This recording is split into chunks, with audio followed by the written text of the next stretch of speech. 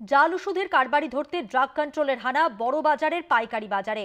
হানা ড্রাগ কন্ট্রোলের উদ্ধার প্রায় 20 লক্ষ টাকা বাজেয়াপ্ত কিছু ওষুধ।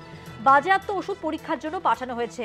আরো বিস্তারিত জানবো, আমাদের সঙ্গে রয়েছেন টেলিফোন লাইনে আমাদের প্রতিনিধি অরিত্র ঘোষ। অরিত্র, কি খবর রয়েছে?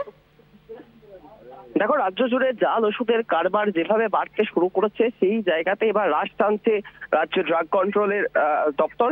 যেটা জানতে পারা যাচ্ছে যে বেশ কয়েকদিন ধরে রাজ্য ড্রাগ কন্ট্রোলের তরফ থেকে একাধিক জায়গায় অভিযান চালানো হয়েছে। যেটা জানা গেছে যে 6টি দলে বিভক্ত হয়ে 19 জন ড্রাগ ইন্সপেক্টর তারা গতকাল কলকাতা শহরের বেশ কিছু জায়গায়, যার মধ্যে রয়েছে Bagri market, Mehta building, Giria trade centre এবং গান্ধী কমপ্লেক্স ও বড়বাজার সহ বেশ কিছু জায়গায় যেখানে পাইকারি ওষুধের দোকান রয়েছে, সেই সমস্ত জায়গায় তারা অভিযান চালায়। এবং অভিযান চালিয়ে যেটা আমরা ড্রাগ কন্ট্রোল সূত্রে জানতে পারছি যে প্রায় 20 লাখ টাকার ওষুধ সাময়িকভাবে বাজেয়াপ্ত করা হয়েছে এবং সেই বাজেয়াপ্ত করা ওষুধগুলিকে ল্যাব টেস্টের জন্য পাঠানো হয়েছে, কোয়ালিটি চেকের জন্য পাঠানো হয়েছে। দেখো, মূলত শুধুমাত্র জাল ওষুধের ধরপাকড়ই নয়, একই সাথে যে সমস্ত পাইকারি দোকানগুলি রয়েছে সেখানকার যারা কর্মী রয়েছেন তাদেরকে কিউআর কোড স্ক্যানিং এর মাধ্যমে কিভাবে জাল ওষুধ শনাক্তকরণ করা যাবে সেই বিষয়েও প্রশিক্ষণ দেওয়া হয়েছে।